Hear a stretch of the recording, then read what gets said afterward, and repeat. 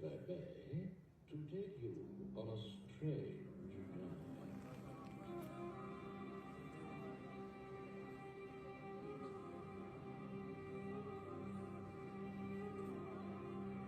Hello, my little lady. Λοιπόν, κάποιοι πολύ καλοί μου φίλοι, ο Σπύρος και η Εύη, μου είπαν τώρα που θα μιλήσω για το βιβλίο μου να είμαι πολύ φυσική. Να μην στηθώ σαν κούτσουρο in front of the camera like a log and express myself. I'll try. Λοιπόν, το βιβλίο μου λέγεται Μακτούμπ, Στεφανία νούμερο 2. Είναι οτιδήποτε αφορά για το πόσο θα της δοθεί εύκολα μιας ψυχής μια δεύτερη ευκαιρία.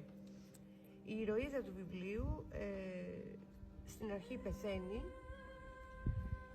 και μετά, αφού βγει από το σώμα της, μεταφέρεται, καλή ώρα πως έχω εσάς μπροστά μου, αόρατους θεατές κριτές, που γυρνάει ξανά με συνοδοιπόρο το φύλακα άγγελό της στην παιδική της ηλικία και περνάει στάδιο μέχρι που επανέρχεται στο σώμα της. Ένα ταξίδι ψυχής, ένα ταξίδι αυτογνωσίας, ένα ταξίδι θάρρους, ατελείωτου θάρρους, για μια ηρωίδα που έγινε απότομα γυναίκα. Βέβαια, αυτοί που θα διαβάσουν το βιβλίο, βασικά το αφήνω σε αυτούς, εάν θα είναι αλήθεια ή όχι, αν είναι αποκοίημα της φαντασίας μου η πραγματικότητα. Προτιμώ να μην πω προς το παρόν. Το πρώτο μέρος του βιβλίου εκτελείται στην Ελλάδα, το δεύτερο μέρος στην Αίγυπτο και ιδιαίτερα σε διάφορες οάσεις με Χαμσίν, ανεμοθύελες, μέσα στις πυραμίδες. Δυστυχώς γίνεται αναφορά για εμπόριο παιδικών οργάνων, για ραδιενέργεια μέσα στις πυραμίδες, δολοφονίες, αλλά και πάλι λέω το αφήνω στο κοινό. Πώς ξεκινάω κάπως έτσι το βιβλίο μου? Οι αόρατοι θεατές κριτές, οι αυστηροί κριτές. Ενώ η ηρωίδα είναι στο σανίδι, στο θέατρο των ψυχών, με το φύλακα αγγελό της, και αυτοί κρίνουν. Εάν θα επιστρέψει ξανά στο σώμα της, αν θα ζήσει. Έχει έρθει να απολογηθεί. Έχει έρθει να ζητήσει μια δεύτερη ευκαιρία. Λίγο άγρια η διαδρομή, αλλά γίνεται συνεχώς μια εναλλαγή στον φυσικό και στο λεγόμενο άλλο κόσμο.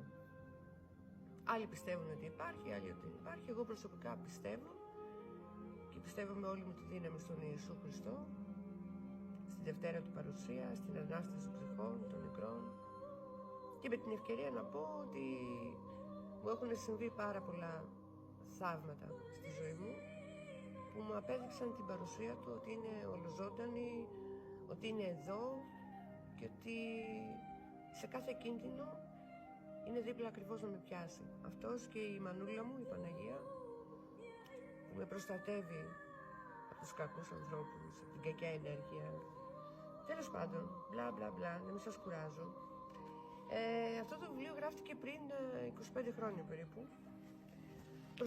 Προσπάθησα πάρα πολύ. Χτύπησα πόρτες. Βασικά δεν είχα τον τρόπο τότε, πρώτο έμαθα να πληκτρογραφώ σε ένα λάπτοπ και το έγραψα. Μετέπειτα το έκανα σε CD-ROM, στικάκι, μαζί και με κάποιους άλλους πίνακες που έχω ζωγραφίσει. Αλλά τελικά νομίζω ότι έπρεπε να έρθει η σωστή στιγμή, στο κατάλληλο σημείο και με τους κατάλληλους ανθρώπους δίπλα, όριμο πια να βγει στον αέρα. Τώρα κατά πόσο θα γίνει αποδεκτό, αυτό είναι άλλο καπέλο. Εδώ είμαι λοιπόν, συγχωρήστε με αν υπάρχουν κάποια λάθη. Συγχωρήστε με για τον τρόπο μου, ίσως δεν ενδείκνυται για το TikTok ή όποιο άλλο μέσο μαζικής ενημέρωσης, ηλεκτρονικής, πάρτε το όπως θέλετε, αλλά Για μένα αξίζει το ταξίδι, αξίζει η προσπάθεια. Τώρα το αποτέλεσμα δεν ξέρω τι θα είναι, αλλά νομίζω ότι επιτέλους ολοκληρώνεται ένας κύκλος περίπου 30 χρόνων. Για μένα αξίζει. Ακόμα και εδώ που είμαι αυτή τη στιγμή, έχω να έρθω 27 χρόνια εδώ στην Παναγία, στη γη του Λεωνίδα, στη γη των 300, υπερήφανη για τη χώρα μου, υπερήφανη για την πατρίδα μου, τη Μάνη, υπερήφανη για τη Σπάρτη, που τόσα χρόνια μου δίνει μεροκάματο και έχω μεγαλώσει 5 παιδιά και 2 εγγόνια. Γι' αυτό μιλάω με πολύ σεβασμό. Έχω αγαπήσει αυτόν τον τόπο, και παρόλο που δεν είμαι από εδώ, αλλά είμαι από Μεσσηνιακή Μάνη και μεγάλωσα Αθήνα, αυτός ο τόπος είναι πατρίδα για μένα.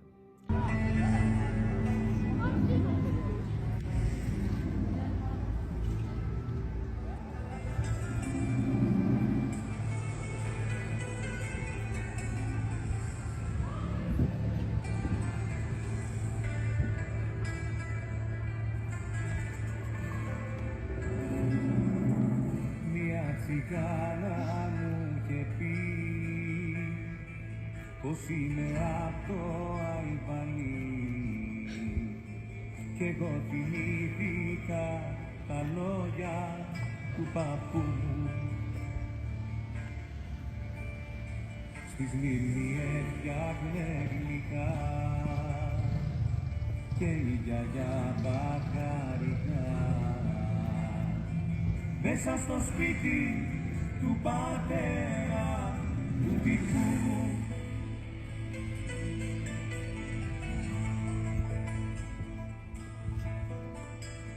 τα χρόνια που μου πιο μικρός αναρωτιόμουν συνεχώς γιατί είχε πάντα το μπαούλο γυαλισμένο.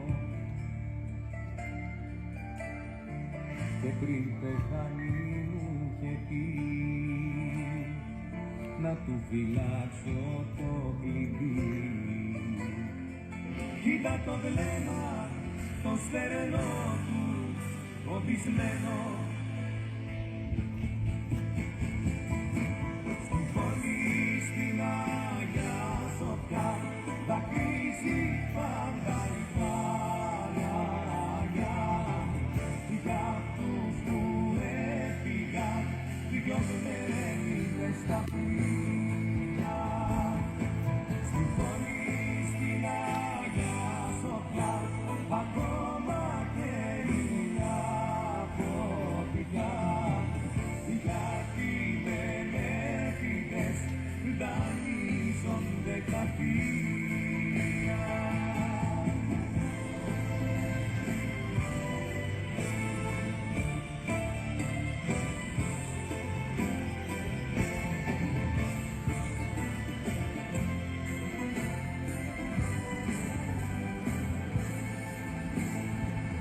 Έφυγε δίχως στεγεμό, μα έζησε ξέρεις ομόνο.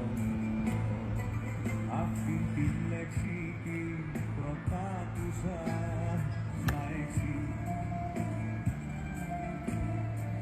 Είχα ρωτήσει να μου πει την ιστορία απ' την αληθή. Κι όπως μιλούσε έστασε αίμα η κάθε λέξη. Γι' αυτό το άνοιξα κι εγώ το κασελάκι το παλιό. Κι είδα τα λίγα που είχε πάρει τα κρυμμένα. Κανέλα, Σμύρνα και νερό απ' τα παράλια χαρώ και λίγο χώμα από τα μέρη τα κλεμμένα. Στη φωνή στην Αγιά Σοφιά δακρύζει πάντα η Παναγιά. Για αυτούς